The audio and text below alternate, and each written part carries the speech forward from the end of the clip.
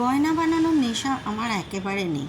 এটা যে মেয়ে বলে সে মেয়ে একটু আধটু মিথ্যে কথাই বলে। গয়না বানানোর নেশা তো সবারই থাকে, কিন্তু হ্যাঁ, সামর্থ্য সবসময় কুলিয়ে ওঠে না। আর একটা কথা বলতে কি, আজকালকার দিনে সারা গায়ে গয়না পরে ঘরে বাইরে কোথাওই থাকা যায় না। কিন্তু বাড়ির পাশেই খুলে গেল সেনকো গোল্ড। আমি অমরাবতীতে যখন থাকতাম আমার ফ্ল্যাটের উল্টো দিকেই ছিল সেনকো গোল্ড। আবার যখন এখানে আসলাম মানে ডানলপে, তো এখানে সেরকমভাবে সোনার গয়নার দোকান কিছু ছিল না, কিন্তু একেবারে ঘরের পাশে আমার বাড়ির গলি দিয়ে বেরোলেই পা হাতে খুলে গেল সেনকো গোল্ড, নতুন একটা শোরুম।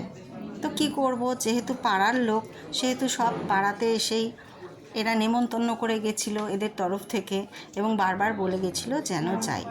তাই ছোট্ট করে একটু সঞ্চয় করলাম। আমরা একটা মাসিক কিস্তিতে কার্ড কিনলাম।